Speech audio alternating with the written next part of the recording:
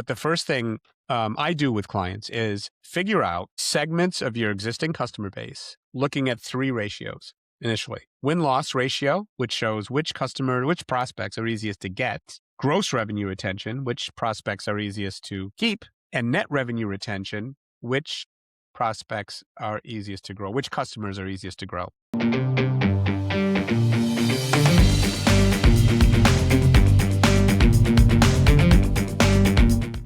Hi, everyone. Welcome back to the Business of Success. You hear me talk a lot about customer success and the importance of really defining customer experiences post-sale.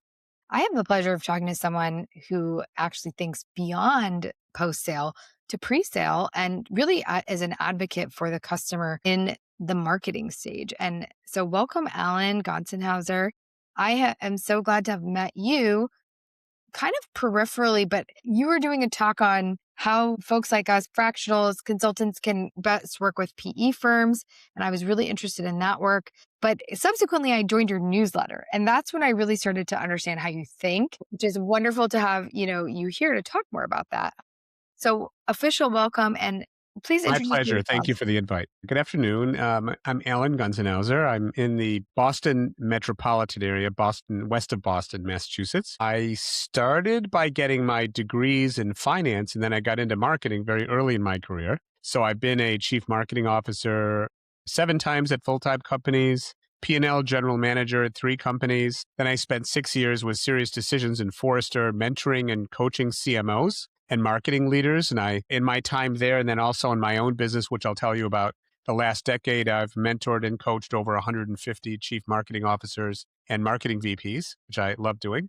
And then, so I stayed with Serious Decisions 2 years after Forrester acquired them. After 2 years, I left and I started my own company. My company is demandrevenue.com. It's just how it sounds. And for the last 5 years, I just had my 5th anniversary on April 1st. So for 5 years now, I've been doing 3 things. So I coach and mentor. I continue coaching and mentoring CMOs and marketing leaders. I've come on as an interim CMO 4 times in the past 5 years for private equity portfolio companies. And I do go-to-market advisory. So I help companies with go-to-market alignment, fixing churn issues, getting marketing and sales on the same page, go-to-market transformations, and Net Promoter Score 3.0 is kind of, instead of using NPS as a vanity metric, what do you do with what customers are telling you to improve the customer experience, lower churn, creating an awesome and remarkable customer experience, which drives future financial results. So I love also bringing finance and marketing together. I don't think there's enough of that. And so I've always gotten along well with CFOs, and most of my work is either with private equity portfolio companies or CMOs at those companies and other companies that I coach and mentor or help with projects. So that's what I do. Wow, such a rich journey. And you were a 7-time CMO before you even launched your own business. So you definitely have the deep knowledge. And I do love that tie back to finance. I think many functions are sort of sometimes missing financial core basics, right? That you have a really strong kind of root in. I mean, we can talk about that all day. So we'll get into a little bit more. But actually, you kind of do refer to yourself as a customer capitalist I do. for that terminology used. And Yeah. can you elaborate a bit on that? What does that mean in practice? And how does this shift how people typically think about, the customer or even just marketing, traditional forms of marketing? So revenue and profitability and all those things are in the rearview mirror. How do you plan for future revenue and profitability?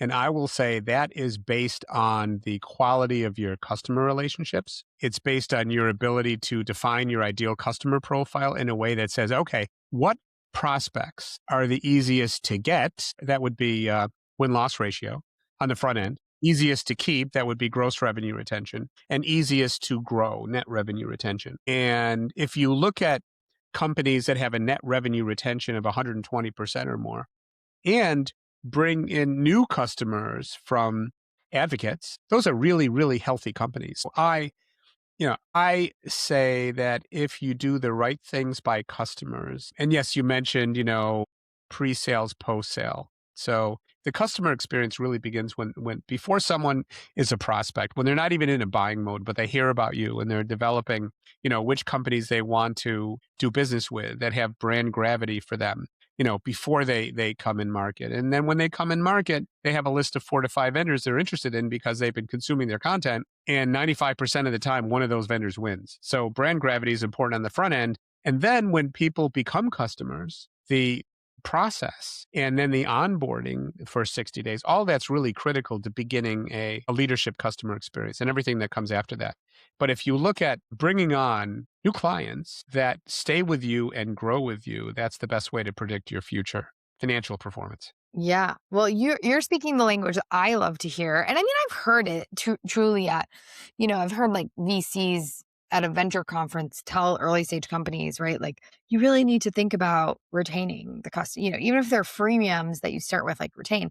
I guess what's your methodology for actually convincing early sales marketers, right? Like you're working with these portfolio companies, people are just focused so heavily on point of sale, right? That initial sale. How are you bringing NRR into the conversation at these stages and helping them to understand the value? The companies I work with tend to be over 100 million into a billion. Okay. And so they have a customer base. So one of the first questions I ask is there a churn issue? Are we Right. losing customers? And what's the impact of that? 1 point in churn is huge financially. Yes. So oftentimes I find companies haven't focused on that enough. Oh, we're worried about current quarter. Well, what about next year? What about next quarter? And if you can't if you bring on customers and you have heroics at the end of the quarter to make your plan, it may look good from a pipeline standpoint, but if those customers churn and they don't grow, you're not bringing on growth, you're bringing on debt. It may look like growth on the front end, but you're bringing on debt. So I think it's all about having a balanced perspective on short versus long-term growth. And you need to consider both. And that's where a lot of things factor into it. And many companies lose sight of it because they're just, they're focused on the next quarter and making the plan. And that can be myopic, especially if you're bringing on customers you can't keep. It's Yes. not good for your sales, your financial performance, or your brand. Yeah, absolutely. So I, on the flip side, work with a lot of earlier stage companies, right? So probably before, I would say 0 to 100 million. Okay. So kind of the other side of the spectrum, but what you're speaking to, right, becomes a problem often at these later stages, right? This Yes. churn issue. Oh, now I got to call somebody in to help me fix it. That churn issue later is costly. And what I'm kind of doing with this podcast too is trying to help people understand the things that you correct at 100 million, you can start to build towards with the right mentality, right? And early. Let's talk about, okay, so you've talked about this, right? Like the right customer, the ICP. So we all know this language. Not everyone understands ideal customer profile. Talk a little bit about that and what are some of the fundamentals that are important that everyone has to kind of do together to make this effort Yeah. towards ideal customer profile work. Yes. And can I say something else first? Sure. Because you mentioned startups. So, because you work a lot with startups and smaller companies, I would say companies go through 3 inflection points or 2. When they start off as a startup, you want to get problem market fit. You want to know that you can fix problems people care about and they're willing to pay for. I love that. I've heard that before. So that's cool. At that stage, you're going to be doing a lot of experimenting. You're going to try a lot of things. You'll probably bring on customers that will churn because you're trying to figure it out. So the questions you ask and what you're trying to achieve at that point naturally is you've got a laboratory, you're trying to find what the right formula is. If you're successful there, you go into the next pivot point, which is product market fit. That's where you need to begin to scale and create processes to grow and scale your business, which is different than the first phase. And that's where you can get into some of these issues with churn and, not keeping customers and looking at retention and all that. If you're very successful there for a while with, and you build more products, then you get into something called platform market fit. And with platform market fit, most of your sales are with current customers. And not all, but a very high percent tend to be with current customers. You tend to have a more complex organization. You're doing more things. So the questions you ask and the competencies you need at each of those 3 stages are different.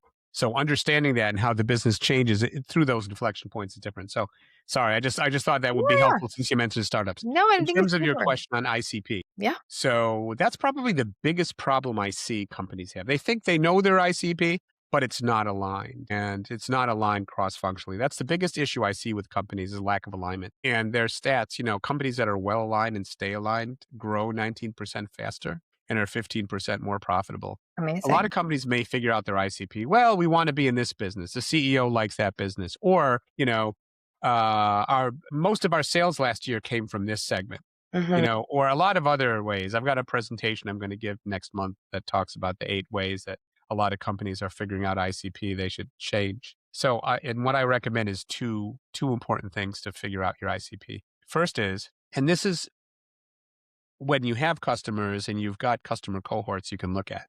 But the first thing I do with clients is figure out segments of your existing customer base, looking at 3 ratios initially. Win-loss ratio, which shows which prospects are easiest to get, gross revenue retention, which prospects are easiest to keep, and net revenue retention, which prospects are easiest to grow, which customers are easiest to grow.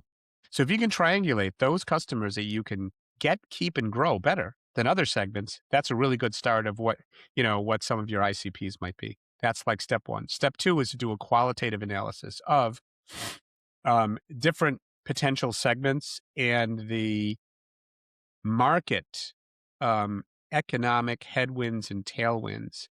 Is the segment growing? Are they spending money? Do they have needs you can deliver on? Which segments are the most attractive from an external market capability? And then look at your internal market capabilities today to be successful. Can we reach the market? Do we know who they are? Do we have lists of people in that market? Do we have the right value proposition? Do we have the right sales channels of distribution to reach that market?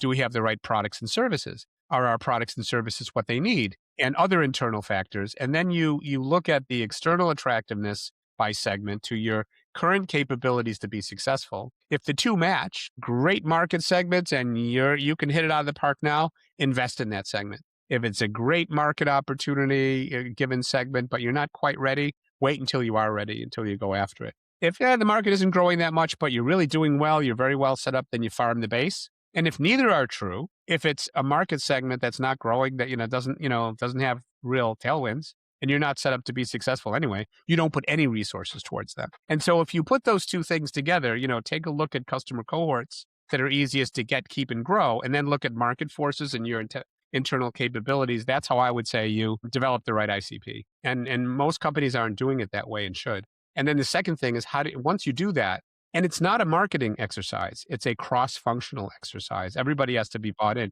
marketing, sales, product, customer success, the CFO, the CEO. It's really a corporate, strategy that's important. And then it's how you govern that. When you're getting to the end of the quarter and you need sales to, make the quarter, is the sales organization gonna, make heroic efforts to just make the plan, but with non-ICP customers? And you have a couple of options on how to handle that. It could be a kind of a Machiavellian option. You don't comp them anything if it's not ICP, or you bonus them a lot more if it is in the ICP or something.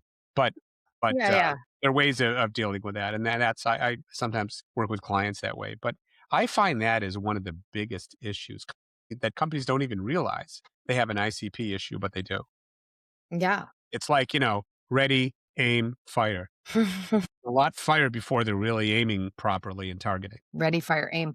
It's funny because in another sense, I've spoken to somebody who says that was what their strategy was, but when it comes to trying out things personally, but not the best strategy in a business. No, you leaned into incentives because actually I was going to follow into that question of Yeah. what's the best way to communicate with or share with a marketing organization, right? Or a sales organization. Here's why it's important to care about X and customer value and long-term growth. So anecdotally, I worked at a company where we did actually move some of the sales incentives around.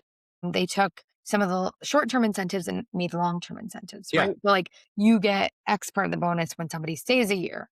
And like people were up in arms, right? A bunch of people left during that period because they're like, no, no, no. But incentives drive behavior. So I'm just curious, what have you seen I know you named a couple tactics maybe that haven't worked. I'd love to hear if you've seen anything that just went awry.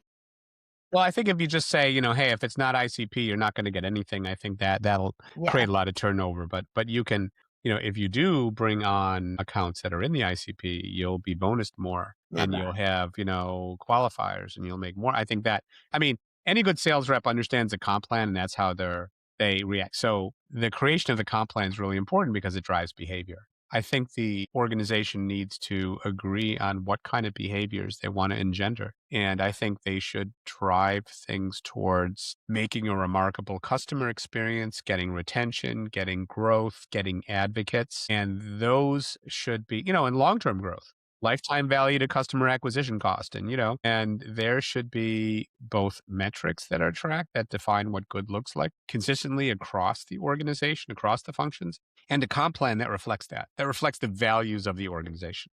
Do you know Fred Reichheld, who he is? Is it David? Fred Reichheld is 20 years ago, he created Net Promoter Score. Yes, yes, yes. Familiar. He's been at Bain for more than 40 years. Great thinker in the area, in the customer success and customer area. And he wrote a book that I think you would love. It's called Winning on Purpose. And there he has a lot of examples of organizations that get customer success and that are really customer centric. And the conclusion he comes down to is 95% of organizations pay lip service to being customer centric. Oh yeah, we're customer centric. We put them first, but they don't act that way. And he's actually invested in the stock market and companies that he perceived did and made money. It's in his book.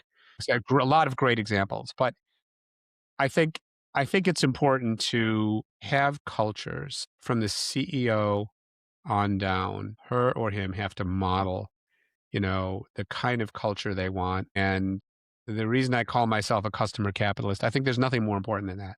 If you treat your customers right and they know it, anyone from a sales rep to the CEO to the CFO, need to make them feel special and that they're important and you care about what they say and you act. I mean, a lot of people have NPS as kind of a vanity metric, or NPS is this. Doesn't matter what the NPS is. It matters that you listen to their feedback and what they're telling you, you take action on it, and then you communicate back to them that you listened. Yeah. NPS or other, metrics like that should be um, should be a way to drive continuous improvement in the organization, or what are metrics for? Any metric should be. Yeah. No, you're right. I mean, you will. I obviously agree with you. I've worked at organizations that got it wrong, right? And I'm sure many people have seen There are a it, lot of those. Most do. Yeah. And when you aren't investing in that customer or even in, a customer centric organization, you're building up, and I think you call it long-term debts, right? You're essentially building up customer debt, right? Essentially. Can Right. you talk a little Churn bit and about? Yeah. negative brand perceptions. Right. So what if you walk into an org fresh, what are some red flags that you see based on your initial assessments? What are red flags that someone is doing it the wrong way, right? Building up debt, meaning customers that aren't really ICP that are likely going to churn at some point, maybe just hanging on with the contract.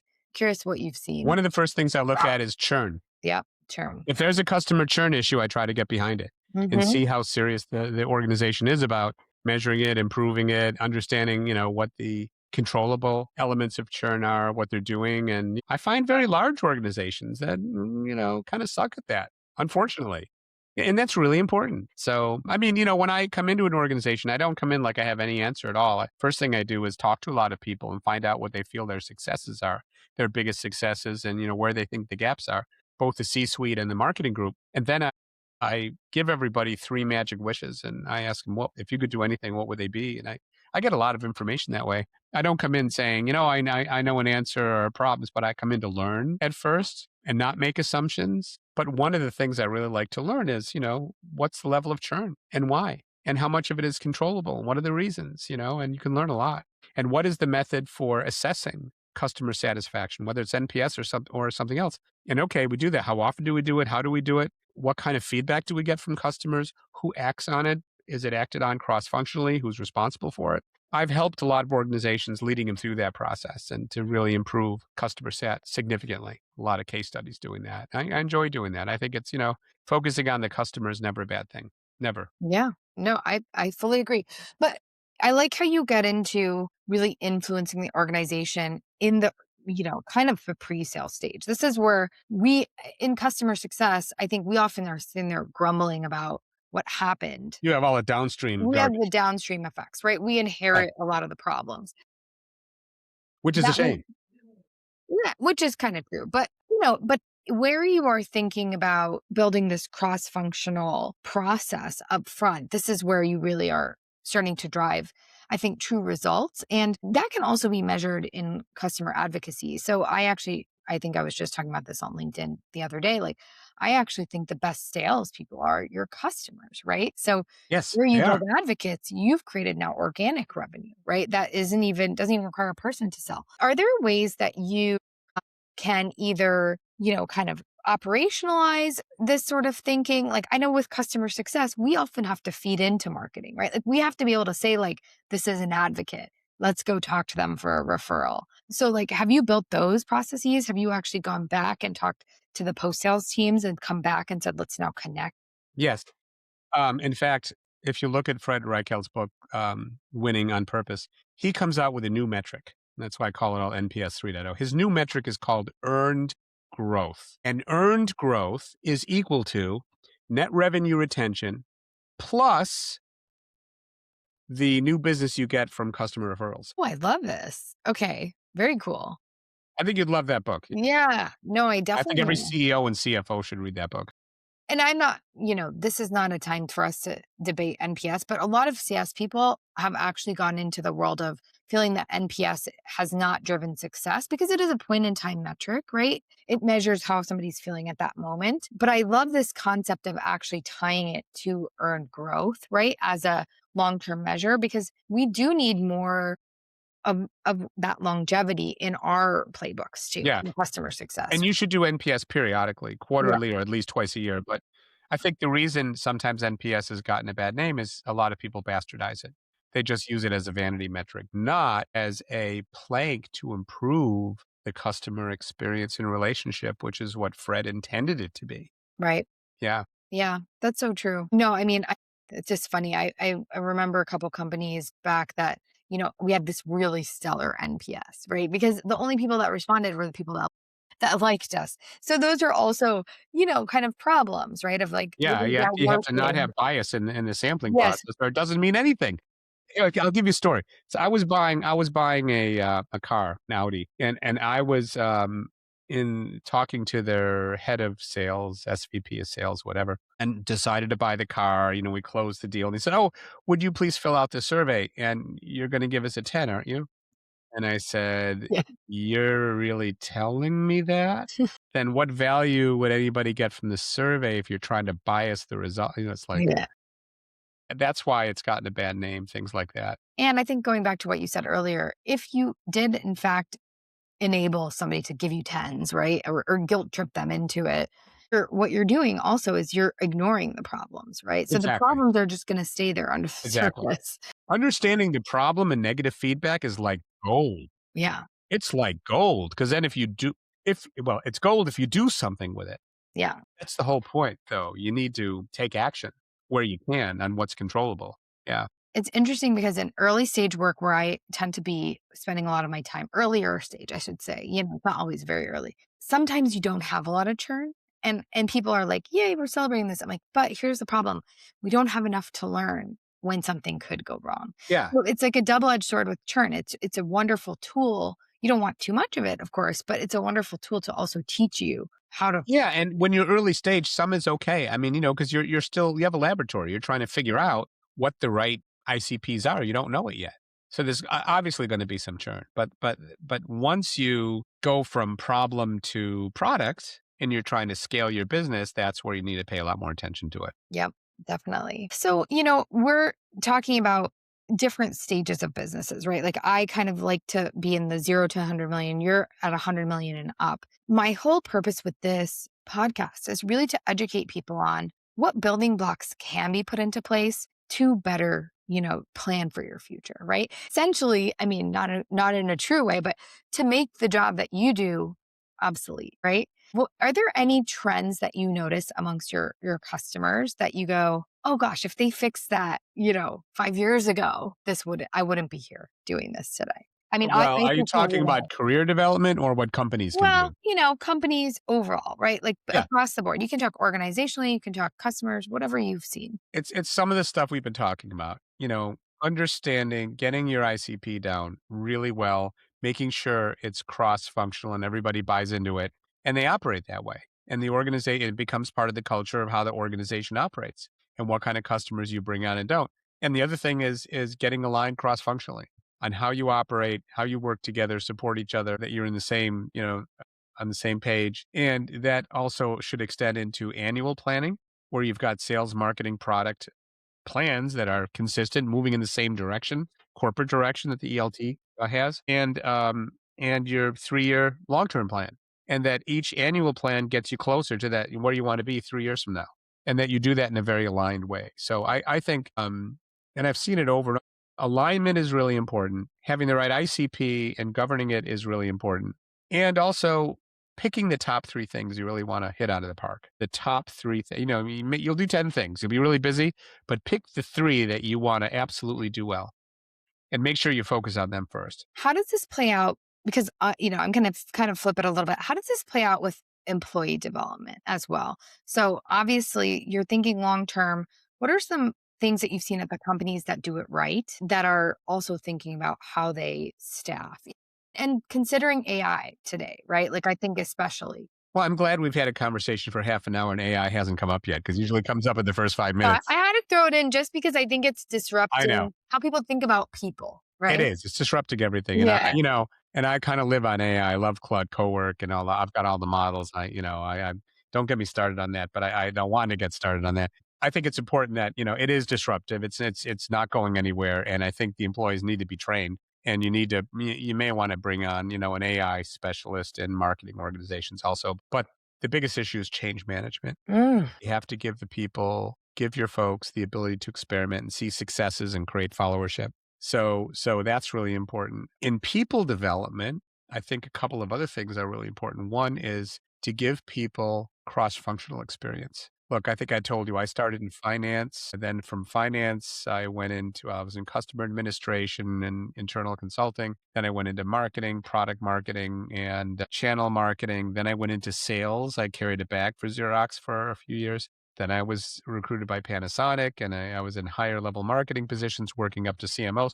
I've had operations and I've been a general manager a couple times, 3 times. So my multifunction experience has always helped me appreciate the other functions and be more of a business general manager, which has really helped me in marketing. My finance and sales experience has really helped me in marketing. So I think that's important to give people the opportunity for cross-functional experience. The other thing is maybe more of a cultural thing. So when you look at AI is very good at convergent thinking, at summarizing data and assuming what happened in the past will happen in the future. It's not really good at divergent thinking, thinking differently, breakthrough thinking. And you need humans for that and humans that can train the AI models and prompt them really well. For that, you probably want to bring in your organization some divergent thinkers. Hmm. Divergent thinkers may not fit into your culture as well, but they may question a lot of things. And why do we do this? And why do we do that? Why don't we do it this way? But that's the kind of thinking organizations need, to sometimes obviate themselves. Sometimes they have to, think of Eastman Kodak or Blockbuster or, that were killed by market changes, disruptive market changes. And some divergent thinkers may be autistic or, neurodiverse, may not be a good fit in the organization, but these people can be really, really valuable. And I think leaders need to recognize that diversity in the workforce is a really healthy thing, especially in the age of AI, when so many things are changing. Does that make sense? Yeah. Oh my gosh, that's a great answer. I wasn't expecting it, but I think you're absolutely spot on. And, even before true like AI, I was doing machine learning. My companies that I worked at, we had AI. We called it machine learning because Yeah. nobody wanted to call it AI back in 2018, 2019. How we got that was because there were individuals that didn't perfectly fit the mold of the regular day to day, Yeah. but that was okay. They found research and experience and they brought these really cool technologies to us that we would have never known about. And so that is such a wonderful answer to hear, for any organization, especially today. People are navigating a lot of change, and quickly want to just go back to the point you mentioned about cross-functional learning. A lot of times, and I hear this, like people are using AI recruiting tools. They're like, I need someone with this exact experience to come into my role. You might actually sell yourself a little short, right? On some of your opportunities if you're only looking for people with the exact experience that you think that you need, right? Sometimes Exactly it's right. Yeah. learning. You're But looking for Cinderella, yeah, yeah, yeah, yeah. where the glass slipper fits. It's like, recruiters generally are paid to get Yeah, a perfect fit, but, that's not always the best thing. yeah. And I found there's some leaders are strategic and understand that some diversity and different thinking. I mean, I've been in different industries. I've been in healthcare, I've been in financial services, leasing, and, technology and, the health tech, medical, dental device. And I found because I've been in different industries, I've been able to bring things from one industry to another. People, oh, that would never work in our industry. Well, it did. Mhm. Financing to dental implants. Oh, no, no, we would never finance that. Oh, well, yeah, and grew sales. Absolutely. I proved that it worked because I knew how it worked, because I'd seen it in different environments. So I just think diversity is a really good thing I in the fully agree. workforce. Yeah. It's thinking outside the box. It's something that we aren't going to solve with the modern AI tools. Like there might be, future, but they're not going to be the out of the box thinkers just yet because they're consuming their database. Right. They assume what happened in the past will happen in the future. Unless they're really well prompted. I mean, and there are ways to prompt them to help you with your strategic analysis, but it's got to be led by humans. Yeah.